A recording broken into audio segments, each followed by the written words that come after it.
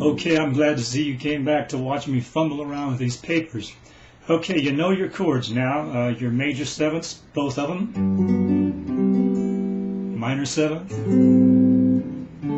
both formations. Your dominant seventh. Okay, hopefully you've gotten used to those and you can make those chords good. Now we'll make a little intro with those chords. And these are the only formations you use to make this intro. So we'll do this just what you're seeing up there. G major 7, G sharp diminished. That little circle up there on the top there, that means diminished instead of D-I-M. Sometimes you'll see either one. A minor 7th, D7. Now you come up to the 7th fret for your B minor 7th, 6th fret for your B flat diminished, A minor 7, D7. So that'll go.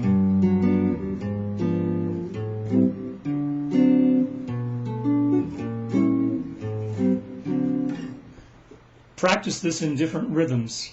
There's 2 beats to each chord, by the way. And you know the old Freddie Green type rhythm, you can go chunky stuff, you know.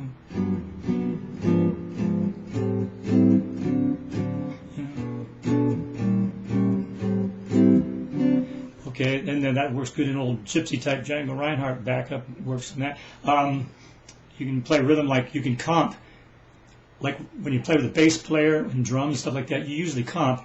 You can just go.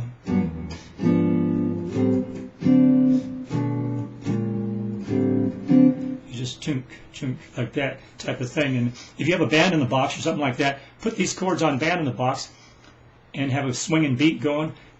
Take the piano off, take the guitar off, and just play with the bass and drums and just go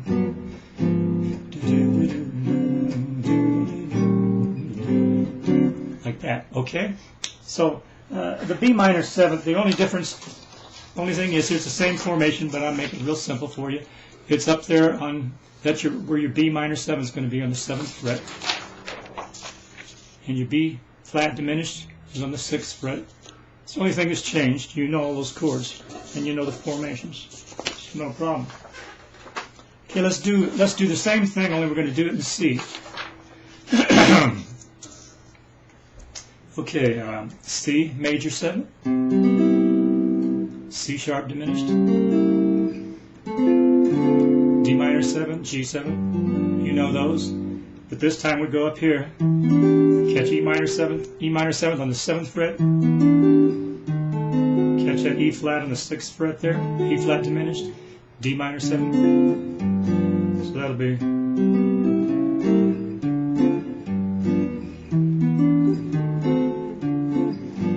Look, do these in different keys. Get used to knowing the chords and knowing those notes there. It's not that much to memorize. And do it down in B flat here.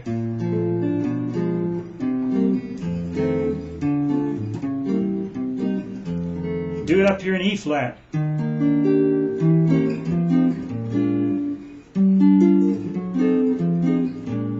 And your other G, the G we were doing, the G position there, we go. Do it in F.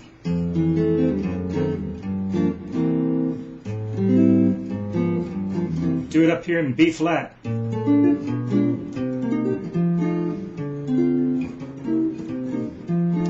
know I'm not playing in time because I'm just showing you this stuff, so I can't play in time anyway. So so you got that, and well, the only difference is in that one there. The only thing you're doing, you're making your E minor 7th up here on the 7th fret.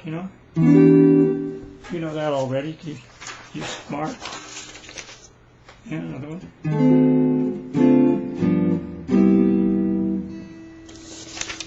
Okay, so we're just doing those chords. Now, look, you don't just do that. I've put on my songs lately. I've been putting chords up. People have been asking me for the chords, and I don't want to send chords to everybody and stuff like that. So I just put a bunch of chords up on a lot of my songs, and already you can do a lot of the chords in those songs. Maybe some of them you can do all the chords, but you can take like "Fly Me to the Moon." I have that on there where me and Marlene, my wife, and I are playing it, and you can play that already. Look, A minor 7.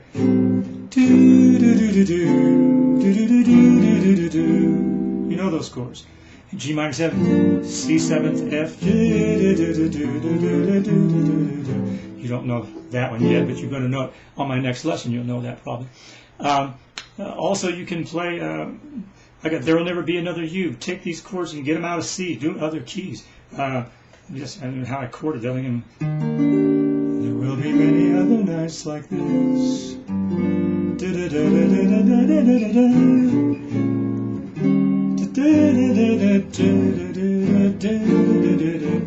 On and on like that. If you can't get all the chords, just do as many as you can, because it's like, or look at fake books and try to play in fake books and things, the chords. The trouble is fake books, the chords in them are just so lousy. I don't even care if it's the newer real books and stuff. At least I don't agree with most of the chords, and I've always changed chords on those things. They make the wrong chords for my ears anyway. So do that, and just mess with those songs, and you'll have a lot of fun like that. And I'm going to let you go here now. I'm going to see you in about a week. Probably I'll make another video. Oh, there's one thing I want to say. I had a couple of letters from people. They say, well, man, why don't I even make this simpler? Instead of making 2 chords for each, 2 formations for each chord, just make 1. Well, if you do that, you run into trouble. These things are good for popular songs too. These chords you can use on popular songs and all kinds of stuff, like Beatles tunes. They'll work on those pretty Beatles tunes, or the pretty Carpenter tunes, Burt Bacharach stuff. They're real nice in there. But see, if you play it, let me think of a song. Well, that's a good. I don't even know this really, but if you was doing something like, you see this guy's in love with you. I have the lousiest voice in the world, and I know it. Well, we did that. I did that with 2 formations. So I needed something with all majors. But now, if we only use 1 formation, you're going to have to do it. You see this guy's in love with you. You're going to be going all over the place. That's why you're doing the 2.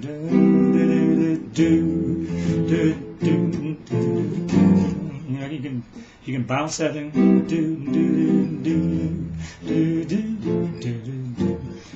Play it down there, you know those chords. So that's about all I got to say. And in about a week, I'll come back and I'll give you a couple chord substitutions to throw in, show you how to use them, and I'll show you some more chords. If you run into a D9 or something like that, when those on my songs, if you see something that says D9, we haven't done that one yet. We will. Or if it says D7 flat 9, or if it says instead just make it D7, just simplify it. If you see something like that, a D7 sharp 5 flat 9. You see a G7 sharp 5. I love that chord. Just put the G7 in. You'll know this in a couple more weeks. You'll know those chords real well. So just make a G7. Simplify some of those dominant 7th chords if you don't know what they are. Okay? We'll see you next time. Practice hard, will you?